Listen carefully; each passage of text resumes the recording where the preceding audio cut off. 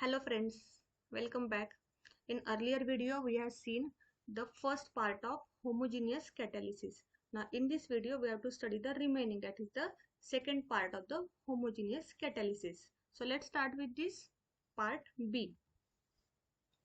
So in this part B we have to study the Ziegler-Natta catalysis. So what is this Ziegler-Natta catalysis? Let's see this. An efficient and stereospecific catalytic polymerization method was developed by the two scientists, K. Ziegler and G. Natta. In this method, a catalyst is based on titanium trichloride and triethyl aluminum as a co-catalyst, which can polymerize ethylene to high density ethylene, that is HDPE, at moderate to low temperature and standard pressure. So this Ziegler-Natta catalyst, it is a mixture of TiCl3 and AlEt thrice, that is titanium trichloride and triethyl aluminum. Now here we can say that these aluminum alkyls, they can act as the electron acceptor, whereas the titanium halides, they act as the electron donor. So their combination, it results in the formation of the coordination complexes. Okay, so this complex is insoluble in the solvent and hence it is heterogeneous in nature. So for this work, both these two scientists, Ziegler and Natta, they were jointly awarded Nobel Prize for Chemistry in the year 1963. Let us move further. We can say the properties. The Ziegler-Natta catalyst. What is the Ziegler-Natta catalyst? We have seen it is a combination of titanium trichloride and triethyl aluminum. Then active catalyst. What is active catalyst? Active catalyst means the ethyl group from the triethyl aluminum is attached to the titanium complex, or we can say that the TiEt group is known as the active catalyst. So titanium complex in which the ethyl group is attached to titanium, that is TiC2H5. This is known as the active catalyst. Okay. Reaction. Then which type of reaction it undergo? It is undergoing an polymerization reaction, that is a vinyl polymerization. So with this vinyl group undergo polymerization. Vinyl group means the CH2 double bond CH2 group. This vinyl group undergo polymerization. So we are having the reaction. This is the vinyl group CH2 double bond CHR, and it undergo polymerization, due to which we get the number of or many CH2 CHR group, and this is called as the vinyl polymerization. How this happens? We can say that titanium complex has one vacant site or the empty site, and due to this it undergo polymerization, which is called as the vinyl polymerization. So based upon this, let us see the mechanism by using the Ziegler-Natta catalyst. So step 1, when the active catalyst, we have seen active catalyst means when the ethyl group is attached to the titanium. When active catalyst is added to the alkene is the ethylene, or we can say the vinyl group. The pi cloud of the alkene overlaps with the empty orbital of the metal. So we are having this titanium complex. This is the active catalyst in which this ethyl group from this aluminum triethyl is attached to the titanium. So this is the active catalyst which is having this vacant site. Okay, this one is the vacant site, and to this vacant site the alkene group, or we can say the vinyl group, is inserted. Okay, so let us see the insertion. So we are having the insertion.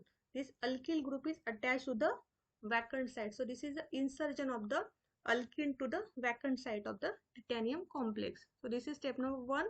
Step number 2, the alkene unit inserts between the metal and the alkyl, or we can say that this alkene, it is inserted between this metal, that is a titanium, and this carbon, metal and the alkyl group, to form the N-alkyl group.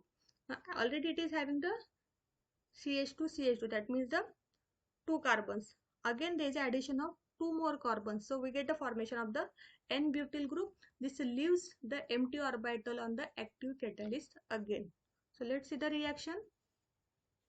So we are having the insertion, that means that these 2 carbons, or the alkene, is inserted between the metal and this carbon, so we get the formation of the N-butyl. So this is the N-butyl group, due to which again there is the leaving of vacant site, and the titanium complex. Again there is a titanium complex having the vacant site. So we are having the next step, the empty orbital is overlap with the pi cloud of the another alkyl. That means it gives the larger n alkyl group.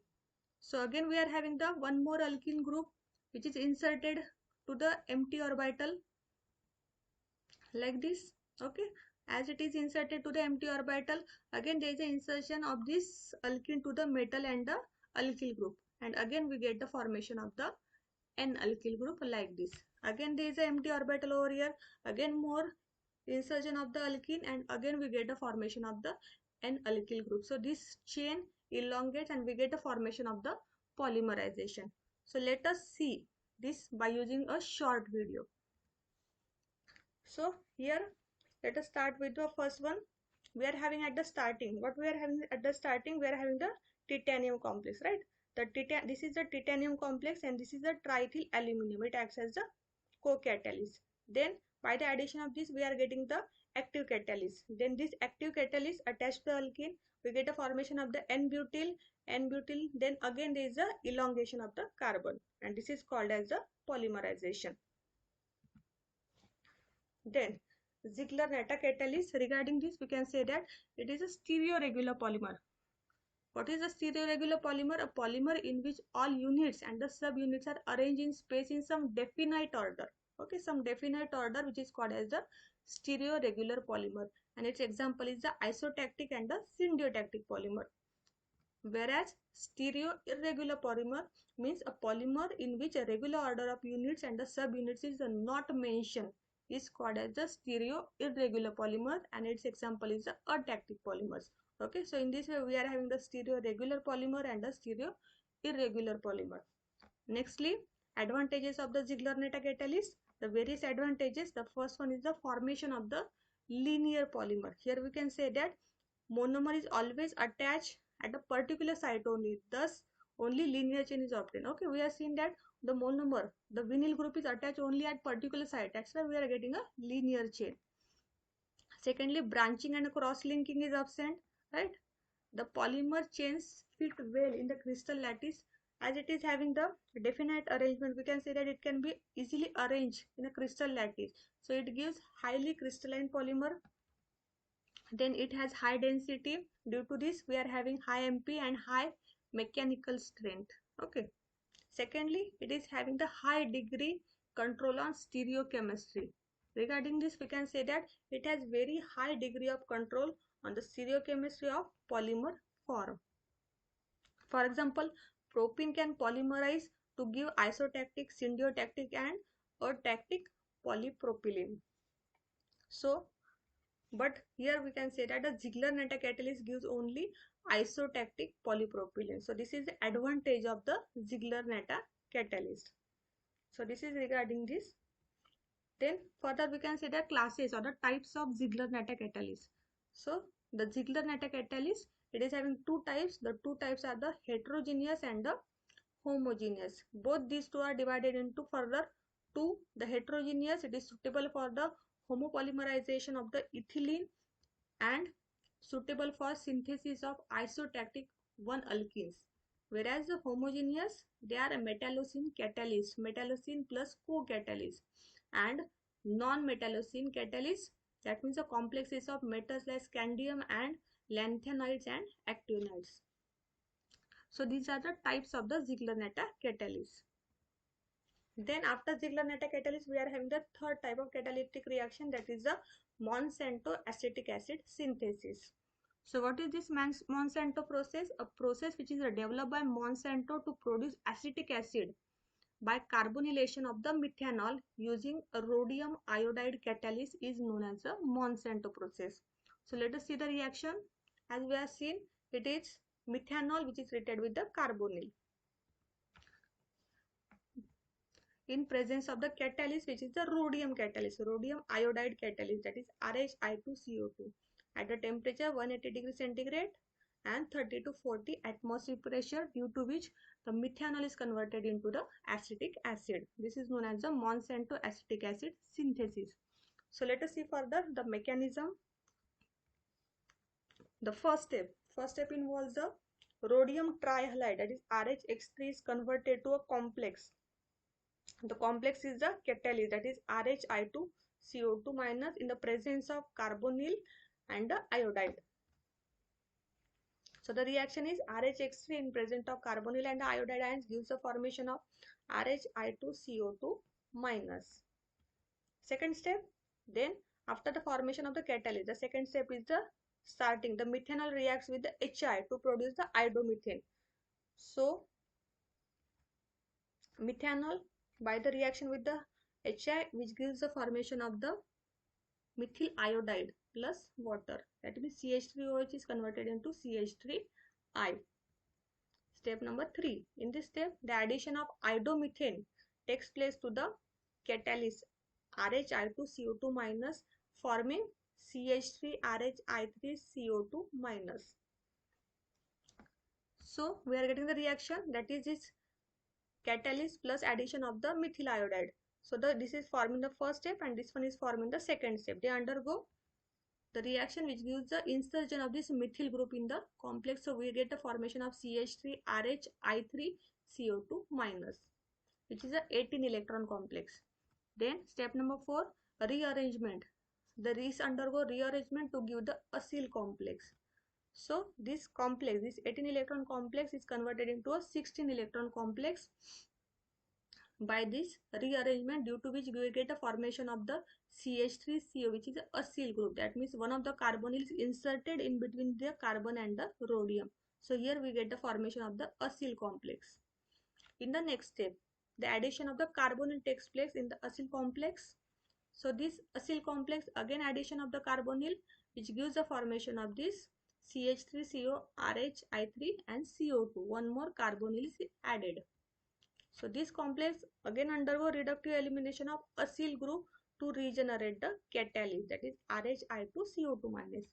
So the reaction is, we are having this complex which gives the formation of CH3COI plus there is a regeneration of catalyst. This CH3COI, from this we have to prepare the acetic acid.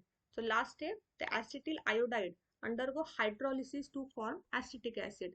So this acetyl iodide undergo hydrolysis, which gives the formation of the required final product, acetic acid. Instead of the CH3OH, here we are having the acetic acid. I have wrongly written the CH3OH. It is CH3COOH, that is the acetic acid. Getting? Then other methods of acetic acid preparation are partial oxidation of butane, second oxidation of ethanol, that is acetaldehyde, third bioxidation of ethanol, and a fourth one carbonylation with cobalt catalyst. Then let us see the catalytic cycle by using the mechanism. We are in the mechanism, we are having the second 7 steps. By using these 7 steps, let us draw the catalytic cycle. So we are having the catalytic cycle for Monsanto acetic acid synthesis. So what is the first step? We have seen the rhodium trihalide is reacted to carbonyl and iodide to form this catalyst. So we are having the first step, we are having the rhodium trihalide. It is treated with carbonyl and iodide, which gives the formation of the catalyst RHI2CO2 minus. Okay, this is our first one. What is the second step? Methanol and HI. They are reacted, which gives the formation of the methyl iodide. So this one is the 16 electron complex, right? Then methanol and HI, it gives the by the elimination of H2O, it gives the formation of the methyl iodide, right? And this methyl iodide is then treated with, what is the third step? Oxidative addition. Methyl iodide is reacted with the 16 electron complex, which gives the formation of the CH3RHI3CO2 minus. This is the third step, that is the oxidative addition. Then this is 18 electron complex, that means 16 electron is converted into 18 electron. Then what is the next step? Step number 4, migration and insertion of carbonyl. So due to which we are getting the formation of the acyl complex, that is the CH3CO. This carbon is inserted here, so we are getting the formation of the acyl, which is again a 16 electron. That means again 18 electron converted into 16 electron. Next is the addition of carbonyl, right? So by the addition of carbonyl, we are getting the next structure as CH3CO, RHI3, and this CO becomes CO2. So again 16 electron converted into 18 electron. Then reductive elimination and regeneration of the catalyst. Okay, so this 18 electron is again converted into the 16 electron by the formation of the CH3COI. Okay, and finally the last step, hydrolysis of acetyl iodide. So this acetyl iodide undergo hydrolysis which gives formation of the acetic acid. This is our final product. So this is the step-by-step mechanism, or we can say the catalytic cycle for the Monsanto acetic acid synthesis. Okay, thank you. So here we have completed the homogeneous catalysis. Thank you.